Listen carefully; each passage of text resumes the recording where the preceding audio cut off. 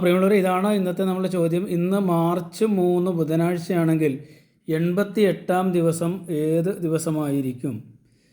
88-ാം ദിവസം ആ രീതിയിലാണ് ഒരു ക്വസ്റ്റ്യൻ വരുന്നതെങ്കിൽ നമ്മൾ 88-ൽ നിന്ന് ഒരു ദിവസം കുറച്ചെഴുതും. 88-ൽ നിന്ന് 1 കുറക്കുമ്പോൾ അത് 87 അതിനെ നമ്മൾ 7 കൊണ്ട് ഡിവൈഡ് ചെയ്യും. 7 എന്ന് പറയുന്ന ദിവസങ്ങളുടെ എണ്ണമാണ്. ഡിവൈഡ് ചെയ്യുമ്പോൾ 8-ൽ 7 ഒരു പ്രാവശ്യം നമ്മൾ 7 എഴുതും. മൈനസ് ചെയ്യുമ്പോൾ 1 നമ്മൾ 7 ഇറക്കി എഴുതും. 17-ൽ 7 2 പ്രാവശ്യം 14 നമ്മൾ മൈനസ് ചെയ്യുമ്പോൾ 3 കിട്ടും. ഈ 3 എന്ന് പറയുന്നത് എന്താണ്? റിമൈൻഡറാണ്. എന്താണ്?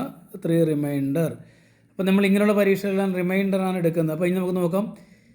മാർച്ച് 3 ബുധനാഴ്ച എന്ന് പറഞ്ഞിട്ടുണ്ട്. റിമൈൻഡർ 3 അല്ലേ? നമ്മളിവിടെ 3 ലൈൻ ഇടുക.